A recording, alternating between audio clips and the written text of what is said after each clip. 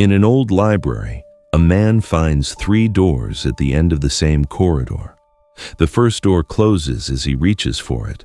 The second closes before he can knock. The third waits until he places his hand on the frame and then seals with a sound so final that the dust falls from the ceiling. He curses the corridor. He calls the doors hostile. He calls the library cruel.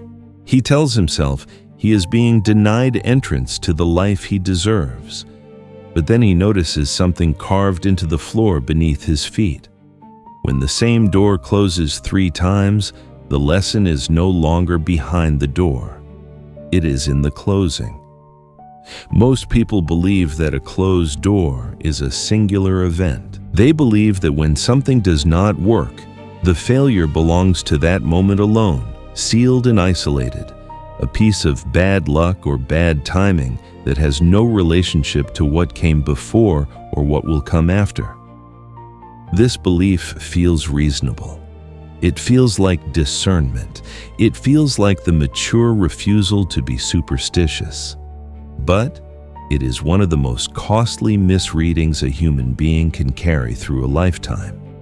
You have believed, perhaps for years, that your rejections were separate, that the job that fell through was one story, the relationship that ended was another story, and the opportunity that dissolved at the last moment was yet another story entirely. You filed them in different rooms inside yourself. You gave them different explanations. You assigned them different culprits, and because you kept them apart, you never had to look at what they shared. This is the false belief that this codex exists to dissolve, not with cruelty, not with accusation, but with the kind of precision that only pattern recognition can produce. The belief that closed doors are isolated is not just inaccurate, it is the very mechanism that keeps the pattern alive. When you treat each closed door as its own private tragedy, you rob yourself of the most important information available to you. You cannot read a sentence by staring at a single letter. You cannot understand a map by examining one coordinate. And you cannot interpret what reality is communicating to you by looking at each closed door as though it appeared from nowhere and pointed nowhere. The mind that compartmentalizes failure is not a careful mind. It is a defended mind. It has learned, often through pain, that connecting the dots feels too dangerous, too damning, too close to self-blame.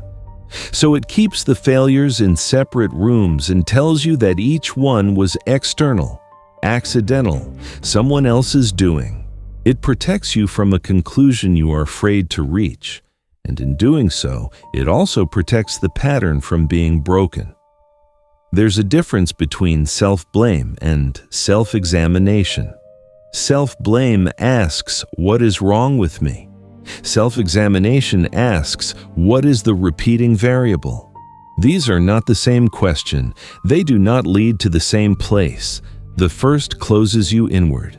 The second opens a corridor you have never walked down before. The false belief says that repetition is bad luck. The forgotten rule says that repetition is a curriculum, and there is a profound difference between a universe that is randomly cruel and a universe that is persistently instructive. One leaves you powerless, the other hands you a language you can finally learn to read. Consider the person who has lost 3 businesses. They may have decided that each failure was caused by a different circumstance. The market shifted. The partner betrayed them.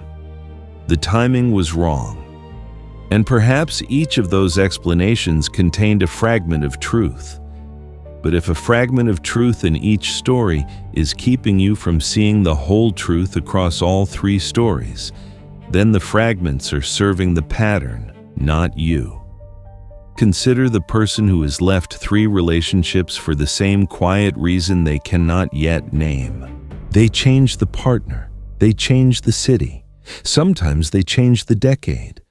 but the same hollow moment arrives, the same silence descends, the same door closes, and they call it coincidence, or they call it fate, or they call it proof that love was never meant for them.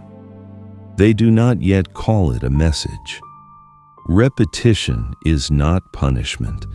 This is perhaps the most important correction this archive can offer you. Reality does not repeat a pattern to torment you. It repeats a pattern because the pattern contains a transmission that has not yet been received, a signal that cannot stop transmitting until it has been understood. The door closes again, not because you are being rejected, but because the lesson encoded in the closing has not yet been read. The forgotten rule is this: when a door closes once, pay attention. When a door closes twice, look deeper. When a door closes a third time in the same way, in the same corridor, producing the same feeling of confusion and loss, you are no longer standing in front of a door. You are standing in front of a mirror, and the mirror is not showing you what is wrong with you. It is showing you what has not yet been understood. This codex is not here to tell you that every closed door is meaningful or that every rejection is a redirection. That kind of universal reassurance is not what this archive offers. What this archive offers is precision, a method, a protocol for distinguishing the random from the patterned, the accidental from the instructive, the ordinary no from the third and final signal. Because when the same door closes 3 times, something specific is happening, and once you can see it, you will never mistake it again. This codex is called the third key, not because it is the third lesson in a series, but because the third closure is the key. It is the point at which repetition becomes undeniable, the point at which the corridor stops being a place you walk through and becomes a place that is trying to teach you something. The third closing is not another failure. It is the moment the archive opens.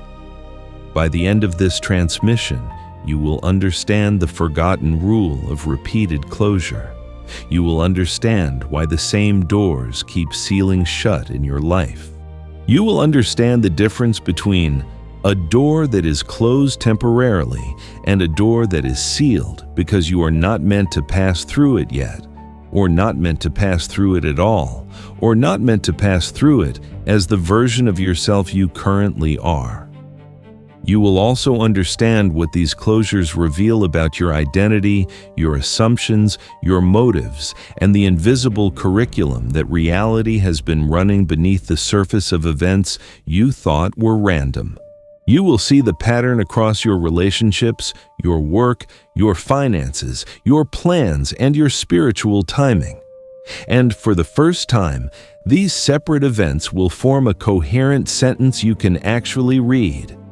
You will then be given the third key protocol. This is not a general suggestion, it is a sequence, a method drawn from the logic of repeated signals, designed to help you identify what the closing is communicating, stop the force that keeps pushing against sealed thresholds, and locate the alternate corridor that the pattern has been quietly pointing you toward all along.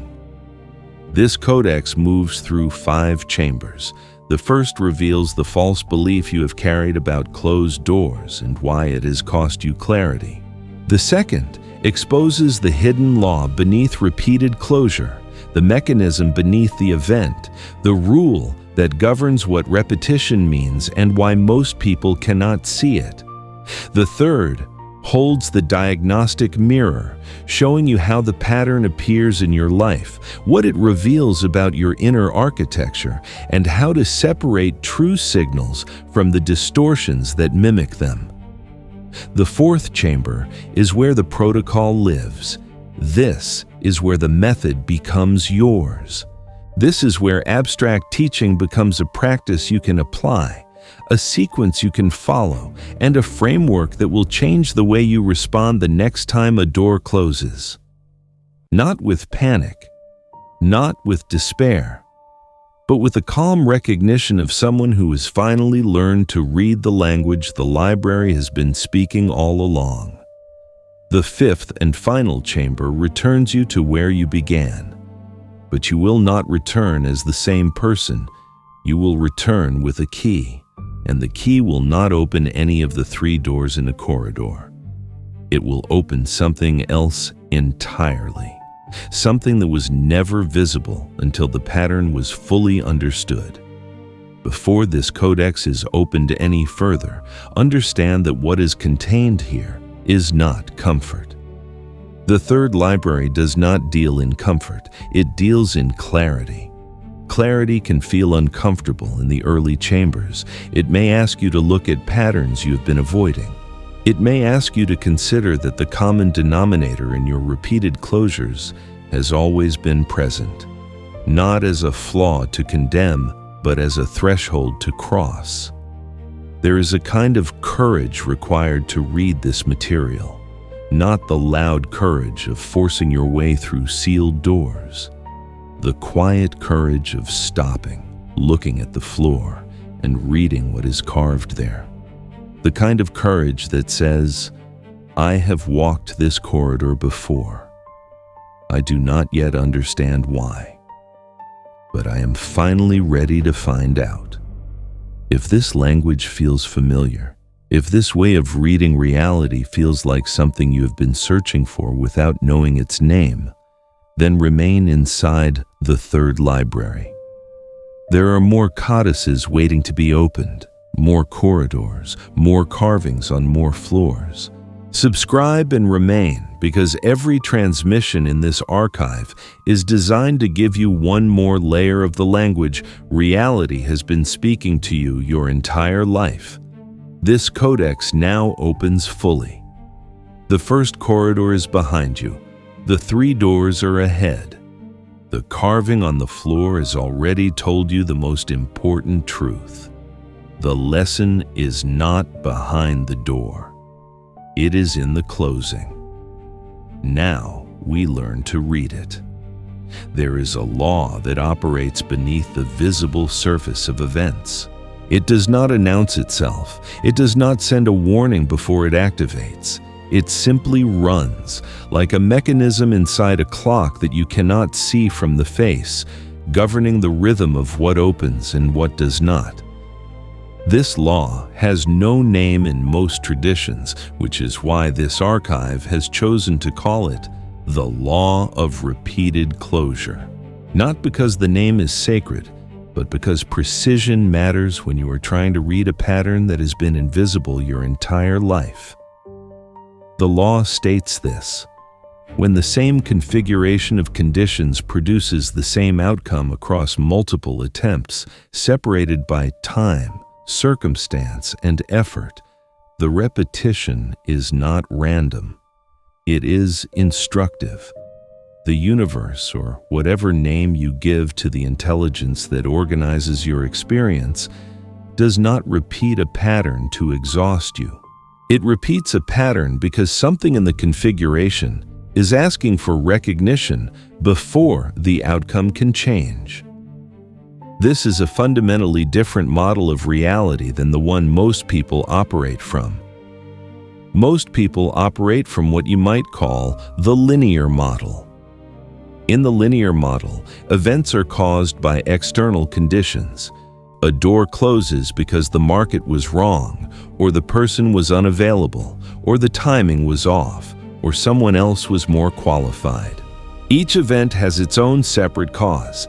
Each closure is its own isolated story. And so the response to each closure is to adjust the external conditions and try again. The linear model is not entirely wrong. External conditions are real. Timing is real. Circumstances matter. But the linear model becomes a trap the moment it is used as the only lens. Because when the same outcome repeats across genuinely different external conditions, the linear model has no explanation. It can only generate more excuses. And excuses, however sophisticated, do not change the pattern. The law of repeated closure operates on a different axis. It operates on the axis of the common denominator. The common denominator is not the market, the person, the timing, or the circumstance. The common denominator is the configuration of the one who keeps arriving at the threshold, not their worthiness, not their goodness, but their identity, their assumptions, their motives, their emotional frequency, and the invisible signal they are broadcasting as they reach for every door. Think of it this way. A radio receiver that is tuned to the wrong frequency will receive static regardless of how many stations it tries to access. The problem is not that the stations do not exist. The problem is not that the stations are hostile. The problem is that the calibration of the receiver does not yet match the frequency of the transmission it is trying to receive. Every closed door in this model is a form of static, and 3 closed doors in the same corridor are the signal telling you that the calibration needs to change. This is not a comfortable teaching, it is a precise one, and precision in the long run is more merciful than comfort, because comfort says the doors are just unlucky, and that leaves you walking the same corridor for years with no map and no key. Precision says the doors are closing for a reason you can identify. And once you can identify it, you can change the configuration and arrive at a threshold that finally opens. The law of repeated closure has 3 phases. The first phase is the signal. One door closes. It may be painful, disappointing, or disorienting, but it is a single event, and the mind is permitted to attribute it to external cause. There's nothing wrong with this at the first occurrence. One closed door is information, but it is not yet a pattern. It is a note, a single word, not yet a sentence. The second phase is the confirmation. A second door closes. The configuration is different enough from the first that the linear mind may still resist seeing the connection. The job was different. The relationship was with a different person. The opportunity was in a different field. And yet there is a feeling, often quiet and quickly suppressed, that something familiar just happened. That the echo is too precise to be entirely coincidental. This is the moment of confirmation, and most people dismiss it before it can speak. The third phase is the undeniable closure. This is the moment the law fully declares itself. The third door closes. And for those who have been paying attention, it closes with a weight that the first 2 did not carry. Not because it is more violent, but because it is unmistakable. The feeling that arrives with the third closure is not simply disappointment, it is recognition. Something inside you knows the pattern has completed a cycle, the signal has reached its full amplitude. The message is now impossible to dismiss, even if the mind still tries. This is what the carving on the floor of the library describes. When the same door closes 3 times, the lesson is no longer behind the door, it is in the closing. The 3-phase structure of the law is not arbitrary. It corresponds to how the human mind processes pattern recognition. 1 occurrence is an event. 2 occurrences are a coincidence the mind can still refuse. 3 occurrences are a pattern the intelligence beneath consciousness can no longer ignore without active effort. The third closure is therefore not the worst moment, even though it feels that way. It is actually the moment the law is finished assembling the evidence you need. It is the point of full transmission. Before the third closure, you could still argue that the signal was incomplete. After the third closure, the argument requires deliberate blindness to maintain. Now, consider what this means for your life. Every sequence of 3 repeated closures in your experience is a completed transmission.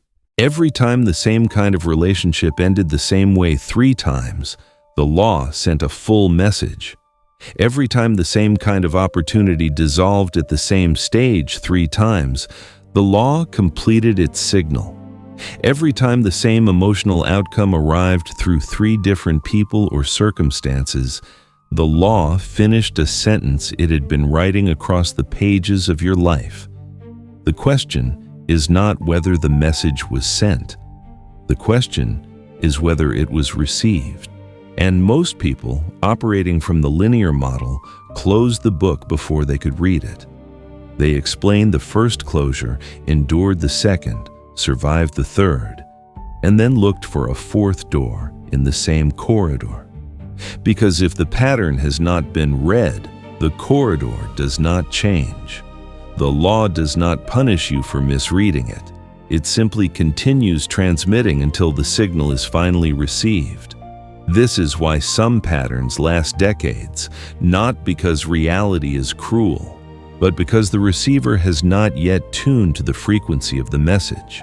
The doors will keep closing in the same way until the configuration that produces the closing is recognized, examined, and transformed, not forced open.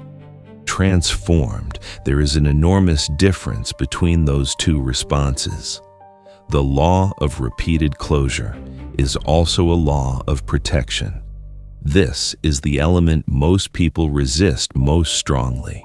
Because when you are standing in a corridor watching doors seal shut, protection is not the first word that comes to mind. But consider the alternative. What would happen if a door that was sealed for your protection opened instead? What would you walk into? A room you were not yet equipped to navigate, a situation that required a version of you that had not yet been assembled, a life that looked like the destination but functioned like a trap. The closing is not always a wall. Sometimes it is a gate. Gates close to prevent passage in one direction while holding space for another. The law of repeated closure, when properly understood, is gatekeeping in the oldest and most precise sense of the word. It is not withholding what you deserve. It is holding what you are moving toward until the version of you arriving at the threshold is the version that can actually sustain what is behind it. This law does not operate through judgment. It does not evaluate your worth, your goodness, or your effort. It operates through resonance, through the matching of an inner configuration to an outer threshold. And when the configuration does not yet match the threshold, the door does not open, not as punishment, as information, as instruction, as the signal that says, "Not this way yet," or "Not this door," or "Not this version of you." The forgotten rule that this codex is named for is the practical expression of this law. The rule states that 3 closures of the same kind in the same corridor constitute a complete signal that requires active interpretation, not renewed force. Most people respond to 3 closures with renewed force. They try harder. They reframe the pitch. They adjust their appearance. They change the language. They look for a different angle to push from. And none of it opens the door. Because the door is not responding to your force. It is responding to your frequency. When you understand this, you stop pushing, not from defeat, from intelligence. You stop pushing because you have finally understood that pushing against a sealed door is not the protocol. The protocol is to stop, look at the floor, read what is carved there, and then turn around and look for the corridor you have been passing every time you walk toward the one that keeps closing. The law of repeated closure is not the enemy of your ambition. It is the guardian of your alignment. It closes what you are not yet ready for. It closes what would consume you before you could use it. It closes what belongs to a version of you that has not yet been built. And in closing those doors with precision and repetition, it is simultaneously pointing you toward the corridor that was designed for the version of you that this pattern is in the process of creating. This is the law, not a metaphor, not a comfort, a mechanism, a rule that operates whether you believe in it or not, whether you can see it or not, whether you are spiritual or skeptical or somewhere between. The pattern does not require your belief to function. It only requires your attention to become readable. And once you can read it, the entire architecture of your experience changes. Not because reality becomes easier, but because you finally know which language it has been speaking all along. The mind does not naturally want to see a pattern across painful events.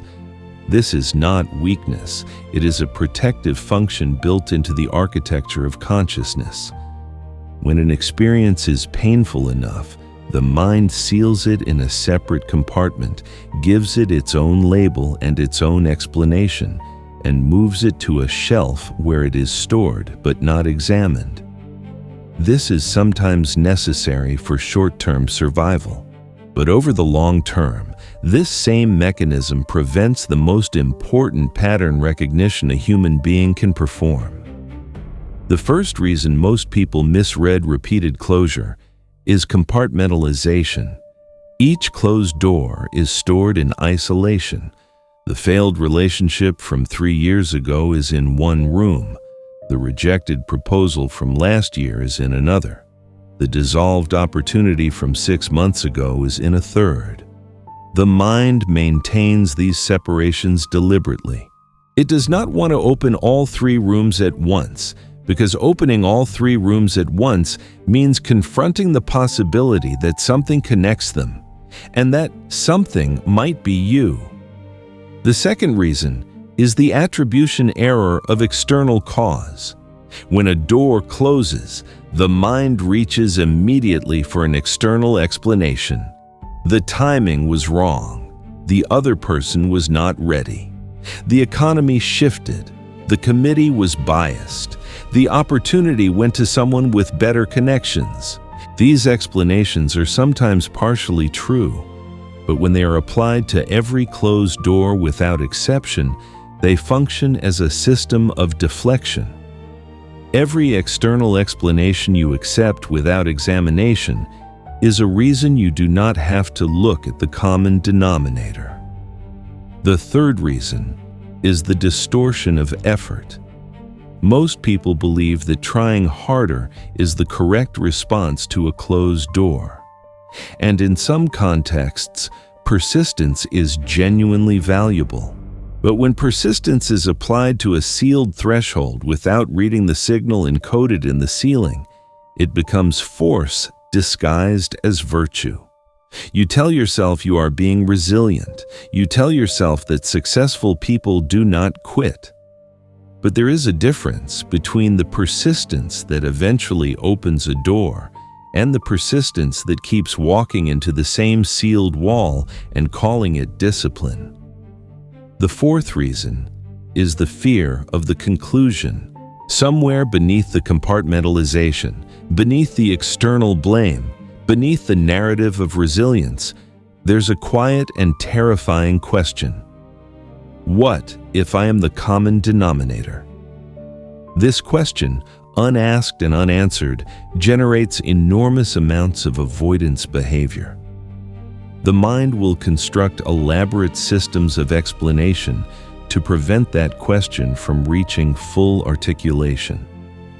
Because the mind has confused self-examination with self-condemnation. It believes that asking what you might be contributing to the pattern means accepting that you are broken, defective, or unworthy. And that belief makes the question too dangerous to ask. But the question does not mean any of those things. What the common denominator reveals is not a flaw to be ashamed of. It reveals a threshold to be crossed, a lesson to be integrated, a frequency to be recalibrated. The question is not, what is wrong with me? The question is, what configuration am I arriving at these thresholds with, and what does that configuration need to become? The fifth reason most people misread repeated closure is timeline amnesia. The human mind is not naturally designed to hold long sequences of events in simultaneous view. You remember what happened last month more vividly than what happened 3 years ago.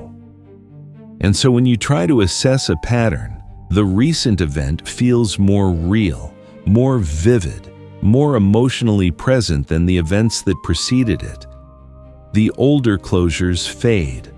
Their emotional texture softens. And without that emotional texture, they stop feeling related to the current moment. This is why the third closure often feels like a sudden and inexplicable blow, because by the time the third door seals shut, the memory of the first has been stored so far back in the archive that it no longer registers as context. The mind greets the third closure as if it were the first. And so the pattern resets, emotionally speaking, and the lesson remains unread for another cycle. The sixth reason is the seduction of surface-level change. Between the second and third closed door, most people make changes. They change their resume, they change their wardrobe, they change their profile, they change the city, the partner, the industry, the approach. These changes are real. They are visible, and they feel like progress. The mind accepts visible change as evidence that the old pattern has been broken. But the pattern is not operating at the surface level. It is operating at the level of identity, assumption, and the frequency of the inner state that accompanies you to every threshold.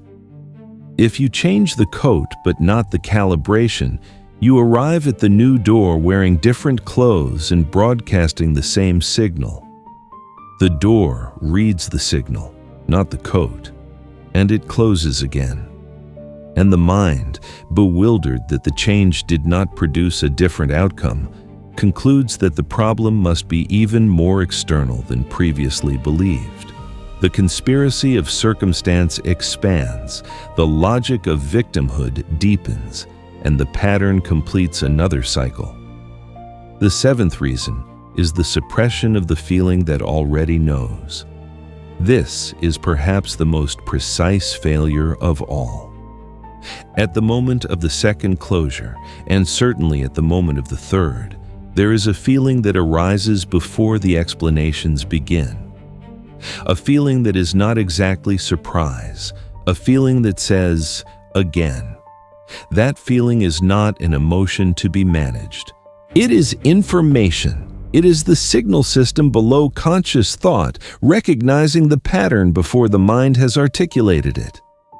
Most people suppress that feeling immediately. They override it with explanations. They silence it with distractions.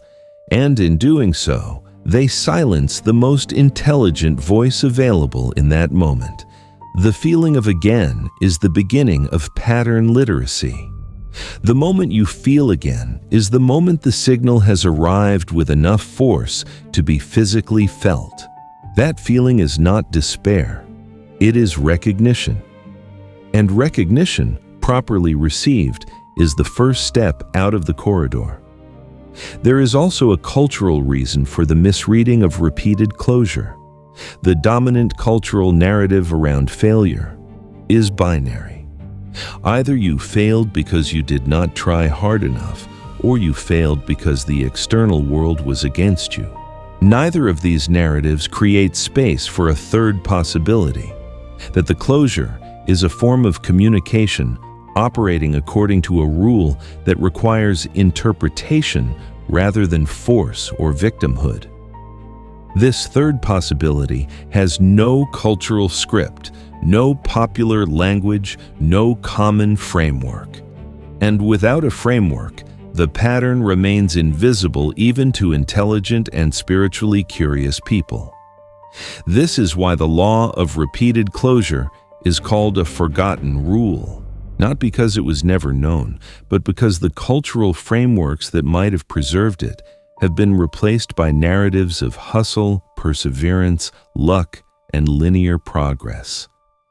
The wisdom that once said, "When the same door closes 3 times, stop walking and start reading," has been replaced with, "Keep knocking louder." And louder knocking does not open sealed doors. It only exhausts the one who is knocking.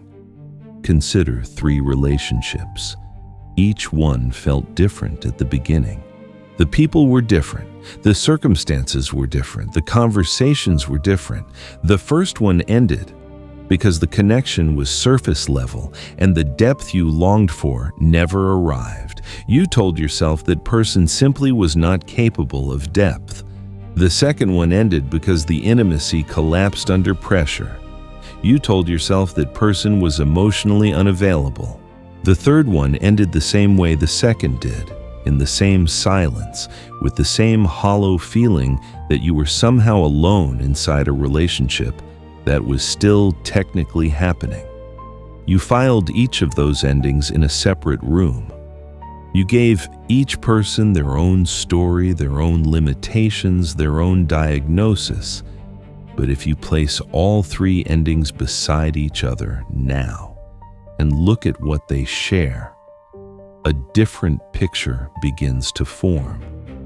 Not a picture of 3 people who were inadequate, a picture of one repeating moment, the moment when true presence was required, and something in you, or something in the dynamic you unconsciously recreated, made the depth collapse. This is not blame. This is the beginning of reading. The 3 endings are a sentence, and the sentence is describing something that needs to be understood before the 4th relationship can be different at that level, not just at the surface. Now, consider 3 blocked career moves. The first time, you were passed over for a promotion you had worked toward for 2 years. You were told it went to someone with more experience. The second time, you launched a project that gained initial momentum and then dissolved when the funding evaporated. You called it market conditions. The third time, a collaboration that had the potential to transform your work fell apart 3 weeks before it was set to begin. You called it bad luck. 3 different events, 3 different explanations. But there is a moment in each story, if you are willing to look at it, where a decision was made too early, or a boundary was not held, or a dependency on external validation shifted the trajectory. That moment is the common thread. It is not a character flaw. It is a pattern in the way you have been navigating the gap between your potential and the structures that could carry it. The 3 closed career doors are not telling you that success is not for you. They are describing, with precision, the specific mechanism that keeps collapsing the bridge between you and the expression of your work in the world. Once you see the mechanism, you can change it. But you can only see the mechanism by reading the 3 closures as a single transmission. Consider 3 canceled plans. Perhaps they seem trivial compared to relationships and careers, but the law of repeated closure operates at every scale. 3 times you arranged to begin something that mattered to you, something creative, something healing, something that represented a version of yourself you were ready to step into. And 3 times at the last moment, something interfered. The appointment was canceled. The class was postponed. The opportunity window closed. The linear mind calls this bad luck or a series of coincidences. But the person who is learning to read patterns asks a different question. What is present in me each time I try to step into that version of myself? What is the hesitation that does not announce itself, the resistance that does not speak, the invisible reluctance that creates just enough delay to allow the external interference to arrive and take responsibility for what the inner state was already engineering. This is a delicate teaching. It does not mean you caused every cancellation deliberately. It means that when a pattern repeats across genuinely different external circumstances, the signal is asking you to look inward for the variable that all three attempts shared. And sometimes that variable is fear. Not the loud fear that announces itself, but the quiet fear that manifests as unavailability, as distraction, as a schedule that is always full right up to the moment something meaningful tries to begin. Now consider 3 rejected applications. You sent them out with genuine effort. You prepared, you revised, you believed you were ready. The first rejection arrived and you told yourself the timing was not right. The second arrived and you told yourself the field was competitive. The third arrived and you told yourself it was gatekeeping, bias, an unfair system. Perhaps some of those things were partially true, but 3 rejections from the same type of application in the same general window of time, sharing the same stage of the process where things break down, are a specific message. The message is not that you are unqualified or unwelcome. The message is that something about the way you are presenting yourself at the threshold does not yet match the frequency of what you are applying for. Not in terms of credentials, necessarily. Sometimes the gap is in confidence. Sometimes it is in specificity. Sometimes it is in the inner conviction that you actually belong in the room you are applying to enter. And that inner conviction, or its absence, communicates itself in ways that transcend the written word on any application. Consider 3 repeated emotional outcomes. These are the most intimate examples because they occur entirely within the interior landscape. 3 times you worked yourself to the edge of exhaustion for something that ultimately collapsed before you could rest in it. 3 times you opened yourself completely to a situation or person and found yourself more alone afterward than before. 3 times you allowed hope to build to a peak and then watched it dissolve at the exact moment it had promised to solidify. These 3 outcomes feel like the cruelest evidence that the world is against you. But look at what they share. Each one involved a moment where a different kind of action was available to you. A moment to rest before the collapse came. A moment to calibrate the depth of your opening. A moment to hold the hope with a lighter grip so that when the dissolving came, it did not take everything with it. Those moments were the signal points.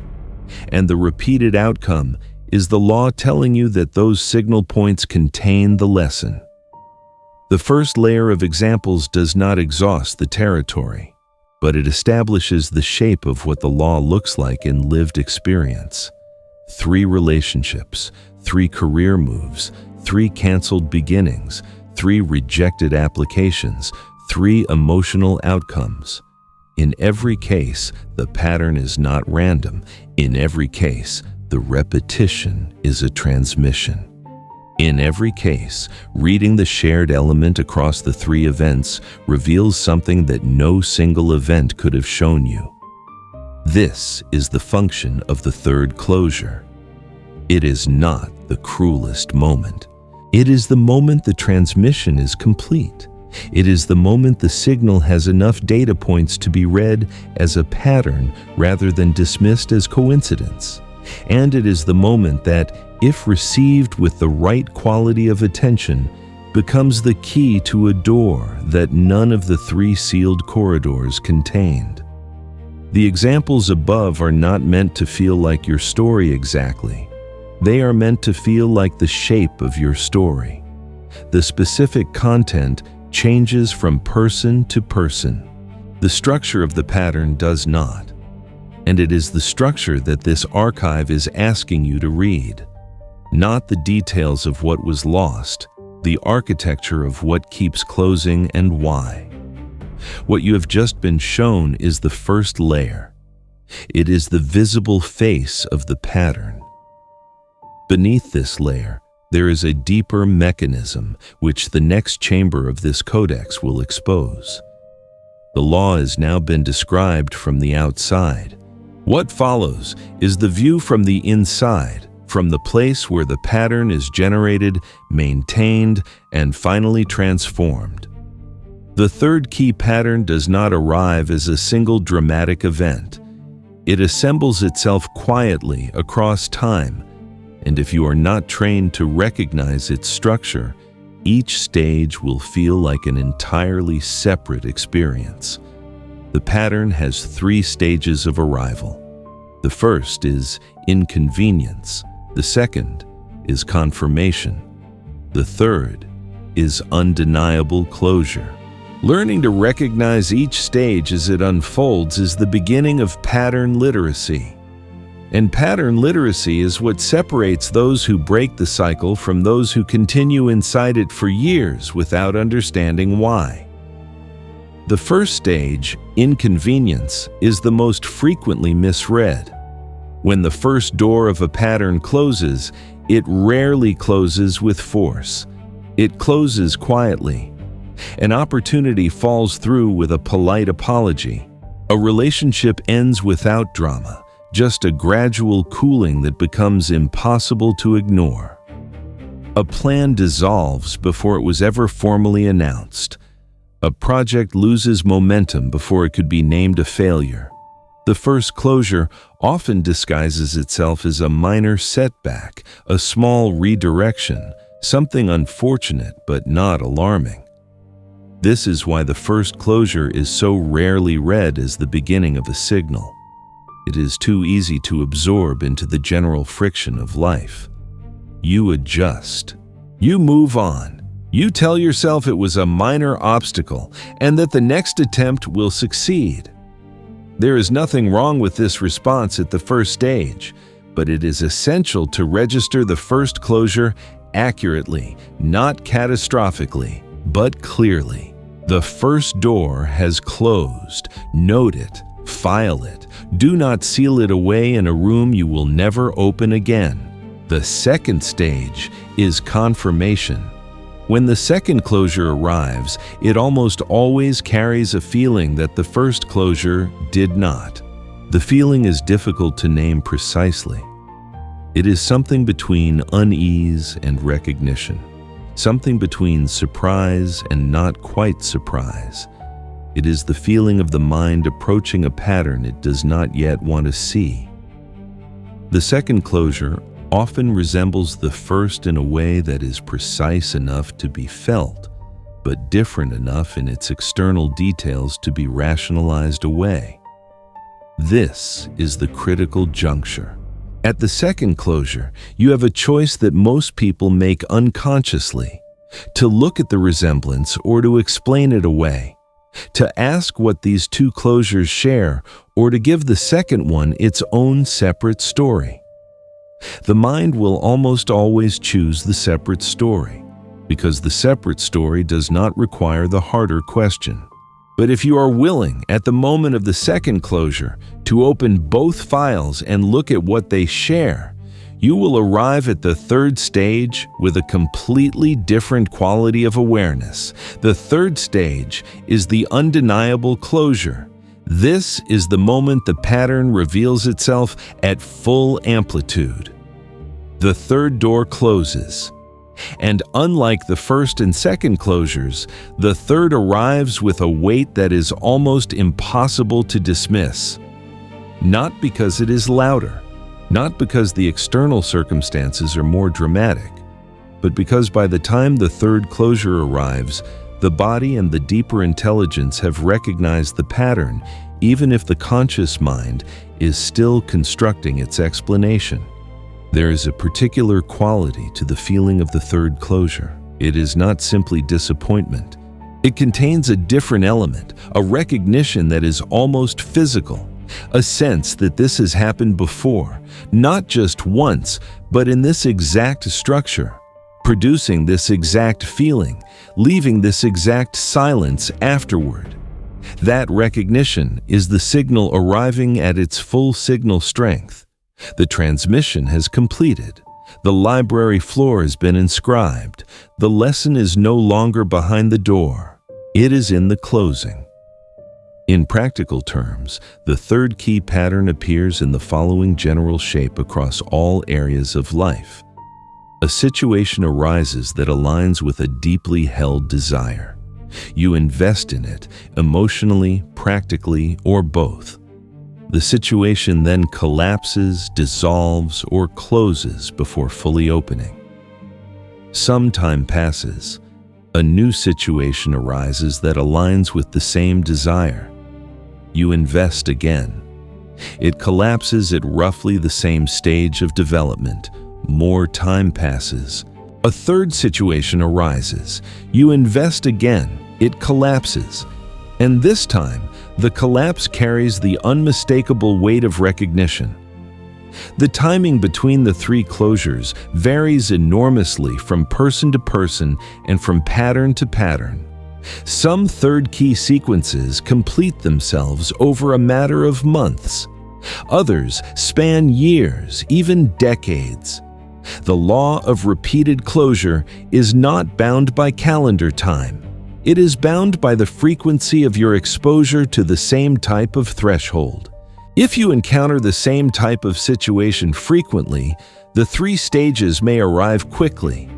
If you encounter it rarely, the pattern may take years to complete its transmission. The pattern also appears across different domains simultaneously. You may be in the middle of a third key sequence in your career while also approaching the second closure in a relational pattern you have not yet connected to the same underlying lesson. Reality does not run a single signal at a time. It runs multiple transmissions simultaneously, each targeting a different chamber of your inner architecture, each repeating at its own frequency until the message is received. This is why pattern literacy requires a wider view than most people allow themselves. The career pattern and the relational pattern may share the same root. The financial pattern and the creative pattern may be expressions of the same underlying frequency. When you can see across domains and recognize that the same lesson is being transmitted through multiple types of events, the signal becomes extraordinarily clear. And the correction that resolves one pattern may resolve the others as well, because they were never separate transmissions. They were variations of the same theme. In the body, the third key pattern often produces a specific sequence of physical responses. The first closure produces tension, a contraction that releases quickly once the mind has processed the disappointment. The second closure produces a slower tension, one that lingers a little longer, one that carries a slight undercurrent of dread that the mind rushes to suppress. The third closure often produces a response that is deeper than simple disappointment, a heaviness, a stillness, a feeling that something has been confirmed that you had hoped was not true.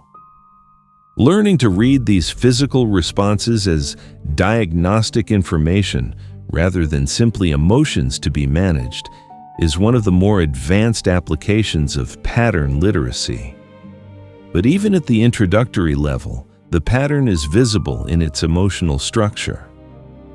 If you've been paying attention to your life with even partial awareness, you can probably identify at least one third key sequence that is played out in your experience. A relationship type that has ended 3 times, a project type that is dissolved at the same stage 3 times, a conversation that has collapsed in the same way 3 times, an emotional state that has arrived uninvited through 3 completely different circumstances. You may have always treated those 3 events as separate. This codex is asking you to lay them side by side for the first time and look at what connects them, not what was different about them, what was identical. The external details will always differ. The internal structure of the pattern will always repeat, and it is the internal structure that the law is pointing you toward.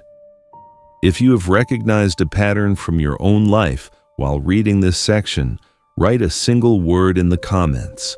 Write the word signal, not to perform engagement, but as an act of acknowledgement, an act of saying, I have felt this, I recognize this corridor, I am ready to learn to read what is carved on its floor. The third library receives that word as a confirmation that the transmission has reached you. When a door closes once, it reveals the exterior landscape, a circumstance, a timing, a misalignment of external factors. When a door closes twice in the same way, it begins to suggest an interior dimension. When a door closes 3 times in the same pattern, the exterior explanation has exhausted itself. What remains is you, not as a problem, as a pattern. And that pattern, read correctly, is one of the most precise maps of your inner architecture that you will ever encounter. The first thing repeated closed doors reveal is the shape of an unresolved identity lesson. An identity lesson is not a personal flaw. It is a discrepancy between the version of yourself you believe you are and the version of yourself that the threshold requires. Every closed door, in this sense, is a calibration request. The threshold is not refusing you. It is telling you with precision that the version of yourself arriving at it does not yet match what is on the other side of it. This is a teaching that requires careful reception, because the ego mind will immediately try to turn it into either self-condemnation or denial. Self-condemnation says, I am simply not enough, I never was, and this confirms it. Denial says, there is nothing wrong with me, the door is wrong, the system is wrong, the world is wrong. Neither response creates movement. Both responses are ways of avoiding the actual lesson, which is, what specific configuration of identity, assumption, or belief is arriving at this threshold, and what would need to shift for a new outcome to become possible? The unresolved identity lesson encoded in most third key patterns takes one of several general forms. Sometimes it is the lesson of self-worth. The door keeps closing because the person arriving at it does not genuinely believe they belong on the other side. Not because they are performing unworthiness, but because beneath the effort and the preparation and the visible confidence, there is a foundational assumption that they are not quite the kind of person that this door admits. That assumption is not visible on the application or in the conversation, but it is present in the frequency of the approach, and the threshold reads it before the words are spoken. Sometimes the unresolved identity lesson is about fear of the very thing being pursued. This is perhaps the most counterintuitive form the lesson takes. A person desires something deeply, genuinely, persistently, and yet each time the door begins to open, something in them creates the conditions for it to close again, not consciously, not deliberately, but through a pattern of behavior that is being driven by a hidden belief that the thing they want would cost them something they are not ready to lose. Safety, familiarity, the identity they have built around not having the thing, the role they play in their own story as someone who is almost there, but not quite. Sometimes the repeated closure reveals unintegrated wounds. An old experience of betrayal that has not been examined continues to generate protective mechanisms that prevent genuine connection. An old experience of failure that was never metabolized continues to produce hesitation at precisely the stage of a new endeavor where full commitment is required. These are not conscious decisions. They are the subconscious mind running its most familiar protective protocols in environments it recognizes as similar to the environment where the original wound occurred. The wound does not need to be dramatic to generate a repeating closure pattern.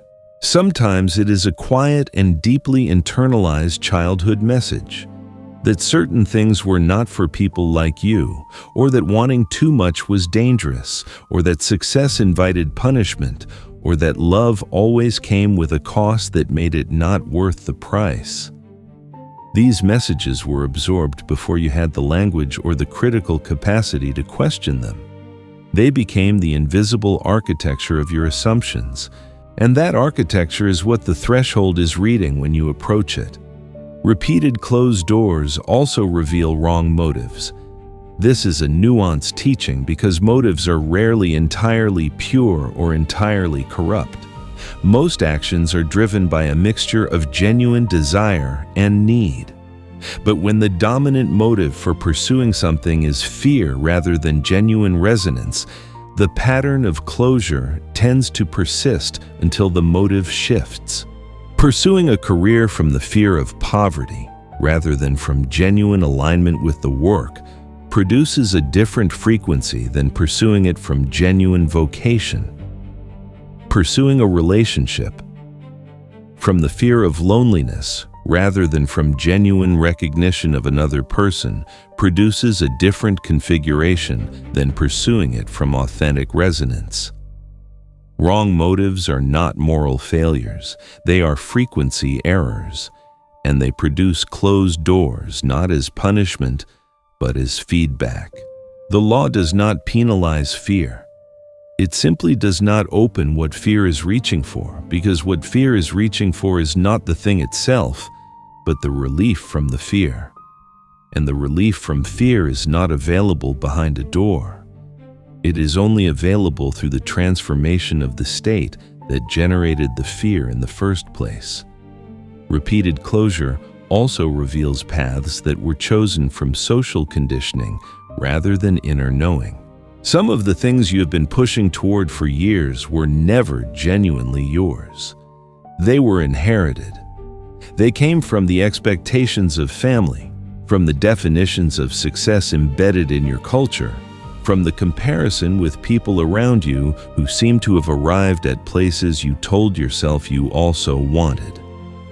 A door that keeps closing on a path you chose from conditioning rather than from genuine alignment is not a cruel closure. It is a mercy. It is the signal that you are standing in the wrong corridor. The most unsettling revelation that repeated closed doors can produce is the recognition that you have been afraid of the opening, not the closing. The opening. The closing is familiar. The closing is safe in a perverse way because it confirms the story you already know about yourself and about what is possible for you. But the opening would require you to be a different person. It would require you to step into a version of yourself that feels unfamiliar, exposed, unprotected by the narrative of almost but not quite. And some part of the subconscious has been engineering the closures to protect you from the terror of the opening.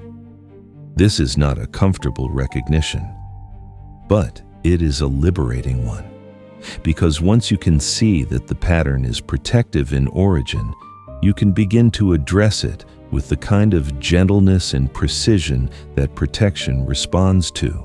You do not argue with protection. You do not shame it. You do not override it with willpower.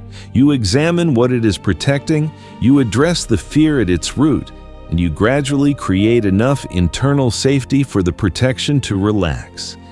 And when the protection relaxes, the frequency that arrives at the threshold changes. And when the frequency changes, the door opens. Not every closed door is a metaphysical signal. This statement must be made clearly and without apology, because the most dangerous distortion of the third key teaching is the one that turns every rejection, every delay, every setback, and every failure into a cosmic message requiring deep interpretation. That distortion leads not to wisdom, but to a sophisticated form of avoidance dressed in the language of spiritual discernment. The law of repeated closure is precise. It operates on the axis of genuine repetition, the same structural pattern, producing the same internal experience, arriving through different external circumstances across time. It does not operate on the axis of single events, ordinary friction, or the natural resistance that accompanies any genuine endeavor. One door closing is not a third key signal. Two doors closing is not yet a pattern. The law requires three, and the three must share a structural signature that goes beyond surface similarity. The first false signal is the interpretation of ordinary difficulty as cosmic obstruction. Every meaningful path has points of resistance. Learning a new skill is difficult. Building a business requires navigating failure. Developing a genuine relationship requires navigating conflict. Pursuing advanced training requires navigating rejection. These difficulties are not signals from the universe telling you to stop. They are the natural terrain of any path worth walking. Treating every difficult moment as a closed-door signal produces paralysis and the perpetual search for a path that requires no resistance. That path does not exist. Friction is not always a sign. Sometimes friction is just the texture of the road. The second false signal is the confusion of poor preparation with meaningful closure. If you have applied for 3 positions that require qualifications you do not yet have, the 3 rejections are not a metaphysical transmission about your destiny. They are a practical message about your preparation. The law of repeated closure is not a framework for avoiding the consequences of insufficient development. A door that is closed because you are not yet skilled enough to open it requires a different response than a door that is closed because the path is genuinely wrong. The response to poor preparation is not spiritual reinterpretation, it is development. Distinguishing these 2 types of closure requires honest self-assessment. Ask yourself, if I had more of what this threshold requires, skills, knowledge, experience, resources, would the outcome likely change? If the answer is yes, the closure is practical, not metaphysical. The law of repeated closure is not a substitute for competence, it is a complement to it. And conflating the two produces a person who uses spiritual language to avoid the work of genuine preparation. The third false signal is the projection of fear onto external events. When you are afraid of a particular outcome, your nervous system scans the environment for evidence that the fear is justified. It finds that evidence everywhere because it is not looking for evidence, it is looking for confirmation.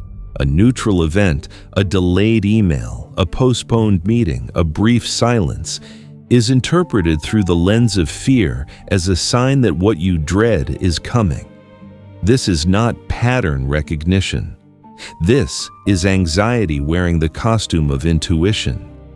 And it is one of the most common distortions in spiritually sensitive people who have learned enough language to name their fear as a signal without examining whether the signal is genuine. Genuine signals carry a quality of quiet recognition.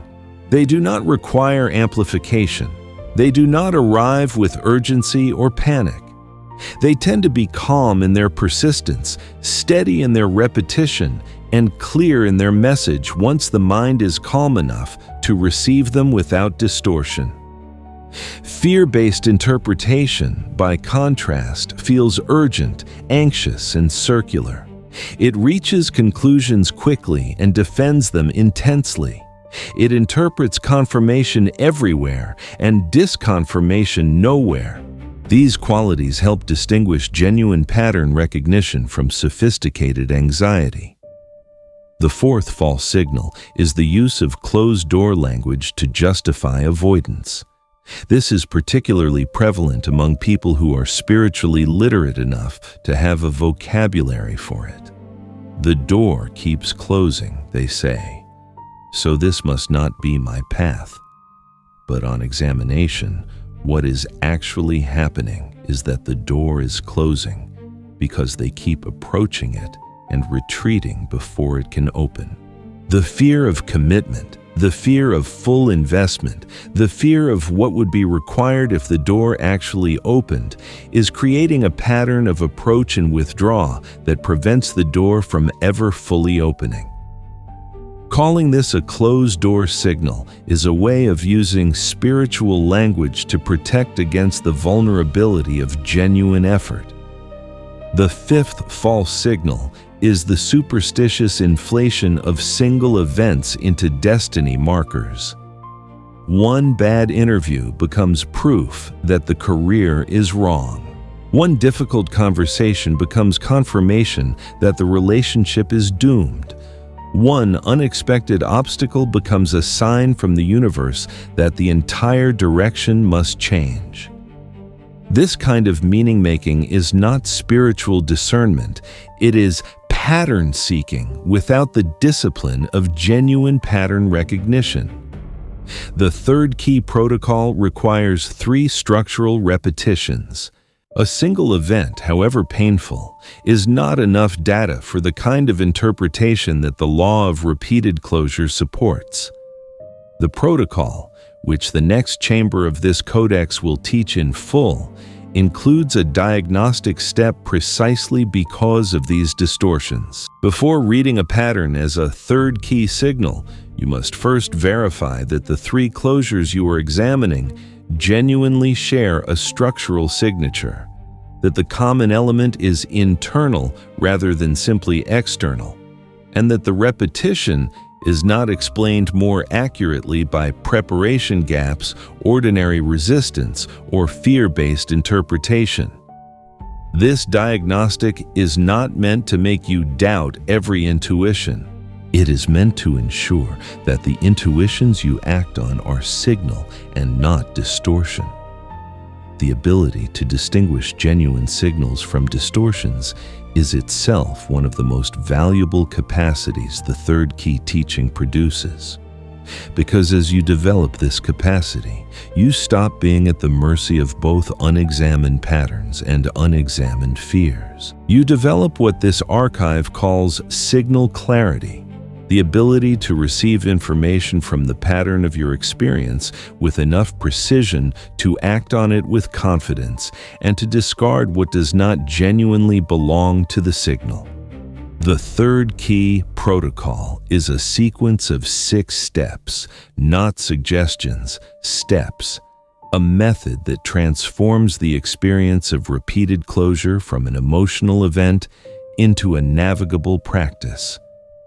This sequence does not require spiritual belief as a prerequisite. It requires attention, honesty, and the willingness to look at your experience from a slightly higher elevation than you are accustomed to. The protocol begins the moment you recognize that you may be in the presence of a third key pattern. That recognition may come at the second closure if your awareness has been developing. It most often arrives at the third. The moment you feel the specific quality of the third closure, the weight of familiarity beneath the weight of loss, the protocol is activated. Not before then. Not from anxiety about whether a single setback is the beginning of a pattern. Only when the structural signature of repetition is genuinely present. Step 1 of the third key protocol is identification. Identify the 3 closures. not in general terms, not as a vague feeling that things keep going wrong, but with specificity. Name the first closure. Describe it in 1 or 2 sentences that capture its essential structure. What was the situation? At what stage did it close? What was the feeling it produced? Do the same for the second closure. Do the same for the third. You now have 3 described events in front of you, either on paper or in your mind with deliberate clarity. This step sounds simple. It is not. Most people resist naming the 3 closures specifically because naming them side by side makes the pattern visible. And the visible pattern demands a response that the defended mind is not yet ready to produce. Resistance to step 1 is itself information. It tells you that the pattern is closer to the center of your identity than you were prepared to acknowledge. Proceed gently, but proceed.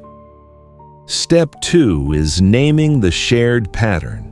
Look at the 3 closures you have identified and find the structural element they share, not the external details, which will differ. The internal structure. At what stage did each one close? What feeling did each closure produce? What action or decision or emotional state was present in you just before each closure arrived? What did you most want in each situation, and was that want coming from the same place in all 3? The shared pattern is rarely dramatic when you first name it. It tends to be quiet and precise. It might be, in each case, I pushed past a signal of misalignment because I was afraid to appear weak. Or, in each case, the closure arrived just after I had invested so much that I could not honestly assess whether the path was right. Or, in each case, I wanted the thing more for the relief it would bring me than for what it actually was. The pattern is not always flattering, but it is always useful. Step 3 is the suspension of force. This is the most countercultural step in the protocol and the one that generates the most internal resistance. Once you have identified the pattern and named the shared element, you stop pushing. You suspend the effort to open any of the 3 doors by force. This does not mean permanently abandoning every aspiration connected to this corridor. It means recognizing that additional force applied to a sealed threshold does not produce different outcomes. It produces the same outcome with greater expenditure.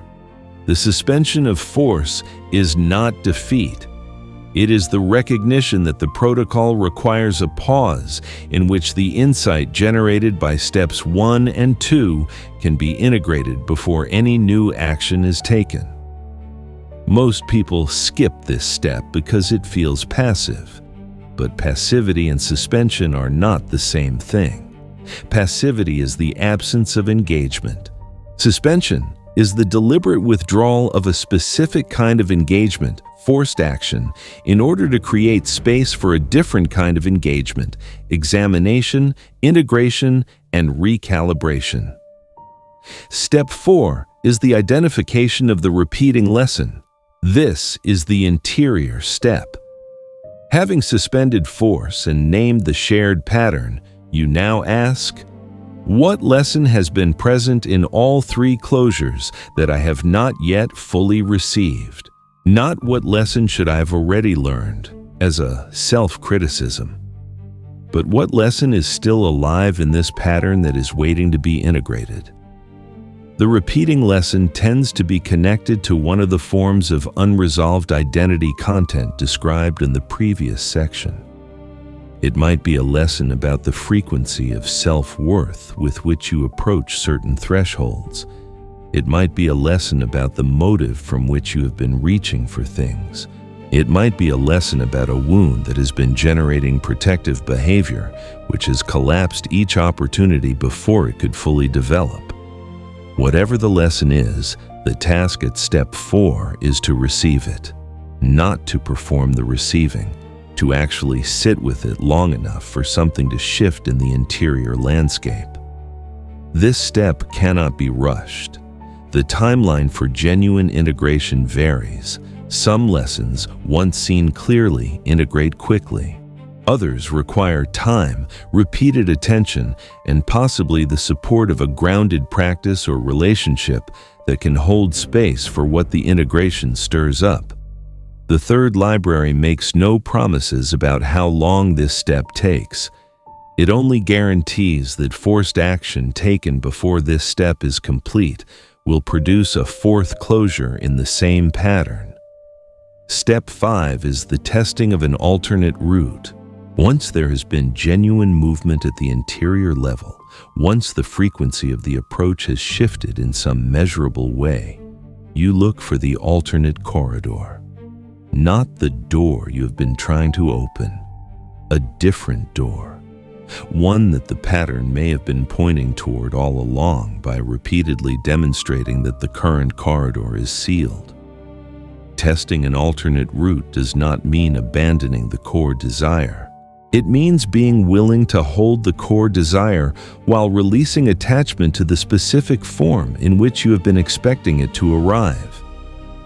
If the desire is genuine resonance in a relationship, the alternate route does not abandon the desire for genuine resonance. It asks, what if genuine resonance arrives through a door I have not been looking at, through a circumstance or person that does not match my existing template of what it was supposed to look like? If the desire is meaningful work that aligns with your genuine capacities, the alternate route does not abandon the desire for meaningful work.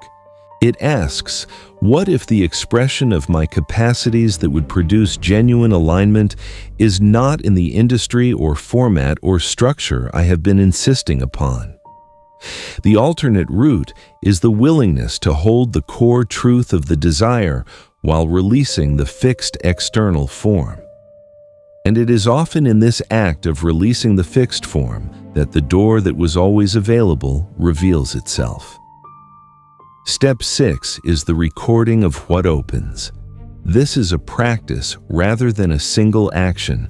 As you apply the first 5 steps and begin moving differently through the territory that had previously produced sealed doors, you track what opens, what responds, what moves toward you rather than away, what finds you without the application of force, what arrives with the particular quality of ease that does not mean effortlessness, but means alignment, the sense that you are in the right corridor, approaching the right threshold as the right configuration of yourself. This recording practice does not need to be elaborate. A brief notation of what responded, when, and under what inner conditions is sufficient. Over time, this record becomes its own archive, a personal codex of signal and response, a map that you have drawn from your own experience, showing the difference between what opens when you arrive at a threshold in a state of forced urgency and what opens when you arrive in a state of genuine alignment. The third key protocol is not a one-time practice. It is a permanent shift in the way you read the architecture of your experience. Once the 6 steps have been applied to a major pattern, the skill of applying them becomes more intuitive. You begin to recognize the first closure with more clarity. You begin to feel the confirmation in the second closure without the urge to suppress it. And if a third closure arrives, you receive it not with devastation, but with the quiet recognition of someone who now knows what to do. You activate the protocol, you find the pattern, you read the lesson, and you look for the corridor that has been waiting quietly beside the one that kept closing. The protocol is now in your possession. What you do with it depends entirely on the quality of attention you are willing to bring to your own experience. This archive cannot apply it for you. It can only provide the method and trust you to bring the honesty that makes the method work. The first and most common mistake is interpreting every closed door as a destined signal. The third key protocol is precise. It is designed for genuine patterns of repetition, not for single events that feel significant in the moment of their pain. When you begin to develop pattern literacy, there is a period during which the pattern-seeking capacity can become overactive. You begin to see third key signals everywhere. Every rejection becomes cosmic. Every delay becomes a redirection. Every difficulty becomes a message requiring deep interpretation. This overactivation is a sign that the teaching has been received, but not yet fully integrated. The discipline of the protocol is in its specificity. 3 structural repetitions. A shared internal element, a genuine pattern rather than a painful coincidence. Applying the weight of the third key teaching to every minor setback dilutes the signal and trains you to live in a state of constant interpretation that eventually becomes its own form of paralysis. The library contains many rooms, but not every room is the one you need to enter today. The second mistake is collapsing into victimhood at the third closure. The third closing is heavy. It arrives with a particular weight that is easy to translate into the narrative of cosmic persecution. You are always the one who is denied. You are always the one who almost makes it. Reality is specifically arranged against you. This narrative is seductive because it is emotionally coherent in the moment of the third closure. It makes sense of the pain. But it is precisely the narrative that the protocol is designed to interrupt. Victimhood and the third key teaching cannot coexist. The victimhood narrative assigns all agency to the external world and removes every possibility of interior action. The third key teaching locates the source of the pattern in an interior configuration that you have the capacity to examine and transform. These 2 positions are mutually exclusive. The moment you adopt the victimhood narrative, the protocol becomes inaccessible. The lesson encoded in the closing becomes invisible, and the pattern continues its transmission, waiting for the moment you are ready to read it rather than resent it. The third mistake is changing only the surface. This is perhaps the most sophisticated form of avoidance available to someone who has encountered the third key teaching. They hear that they are the common denominator. They acknowledge the pattern intellectually. They make changes that are visible and feel significant. They change the industry, but not the relationship to work. They change the partner, but not the template of the relationship. They change the city, but not the frequency of the approach. They rephrase the application, but not the inner conviction about whether they belong in the room. Surface change satisfies the mind because it is observable. It produces the feeling of action without requiring the deeper work of genuine interior shift. But the pattern is not reading your surface, it is reading your frequency. And when the frequency remains unchanged beneath the new surface, the fourth door closes with the same quality as the third. The exhaustion that follows this fourth closure is often the moment the person finally becomes willing to look at what the surface changes were protecting. The fourth mistake is refusing to examine the common denominator. This is the error that the false belief section of this codex described in its earliest pages. The deliberate maintenance of the separated rooms, the insistence that each closed door is its own isolated story, the refusal to open all 3 files simultaneously and look at what they share. This refusal feels like self-protection. It is actually self-imprisonment, because as long as the common denominator remains unexamined, the pattern has no mechanism for change. The examination of the common denominator is not an act of self-condemnation. If you receive nothing else from this archive, receive this. Looking at your own pattern is an act of courage, not an act of shame. The person who can say, without flinching, that something in their configuration has been contributing to this outcome, and then look at that something with curiosity rather than cruelty, is not a person who is broken. They are a person who is in the process of becoming genuinely free from the pattern that has been governing their experience without their conscious consent. The fifth mistake is treating the protocol as a guarantee of opening. The third key protocol does not guarantee that a door will open after you have applied it. It guarantees that you will approach the next threshold with a different configuration. Whether a specific door opens after that recalibration depends on factors that extend beyond your inner state: timing, circumstance, the readiness of others involved, and elements of the situation that exist independently of your frequency. What the protocol guarantees is that the pattern of closure driven by your specific interior configuration will change. And that is not a small guarantee. It is perhaps the most significant one available. The sixth mistake is using the protocol as a way to avoid legitimate persistence. Not every closed door is a third key signal. Not every difficulty is a pattern requiring interior work. Some doors require sustained effort over time before they open. Some thresholds respond to genuine persistence rather than to interior recalibration. Applying the third key teaching to a door that simply requires more sustained effort is a way of using spiritual language to justify giving up.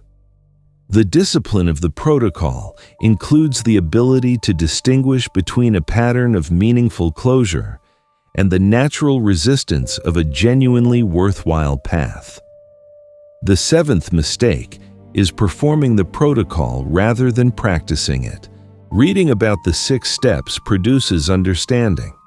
Applying them in the abstract without bringing genuine honesty to the examination of your own experience produces a performance of insight that changes nothing.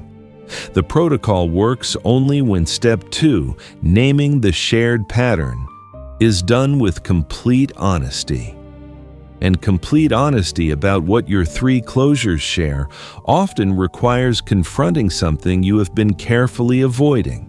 If the naming process feels comfortable and produces no discomfort whatsoever, it is possible that the pattern has not yet been named accurately.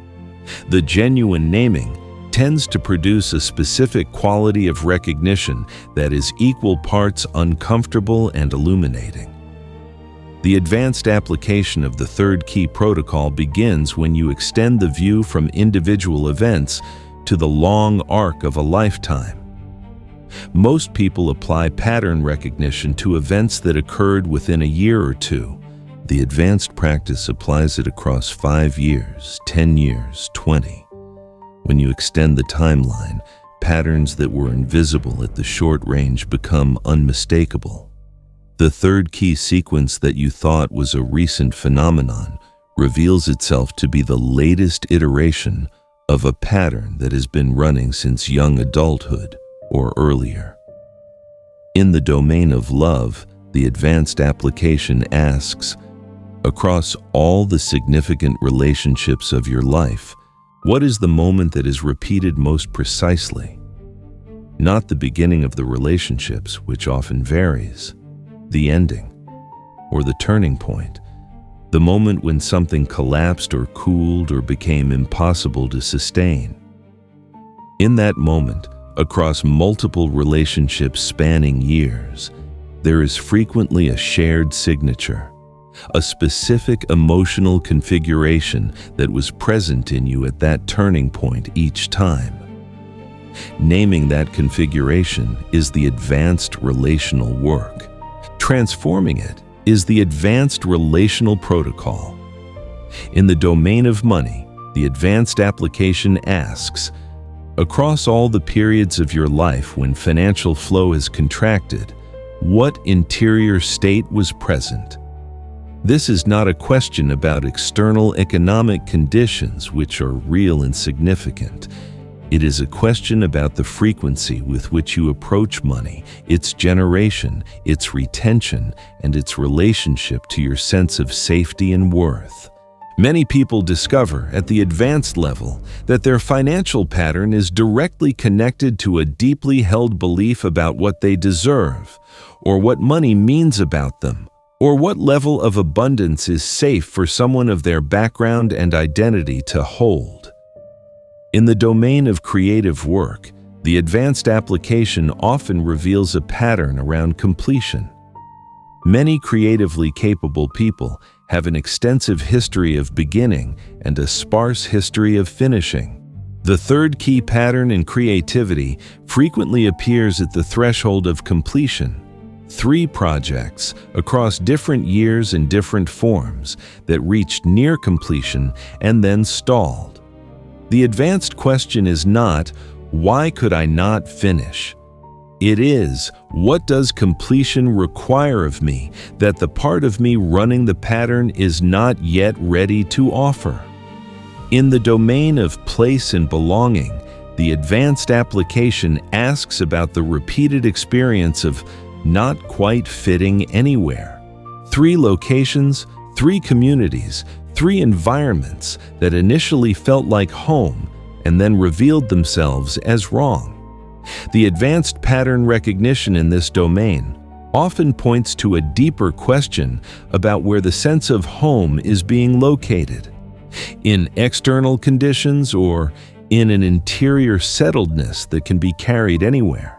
Some third key patterns around place are pointing the person not toward a different location, but toward a different relationship with their own interiority. In the domain of spiritual timing, the advanced application reveals the recurring moments when you were on the verge of a genuine breakthrough and something in you stepped back from it.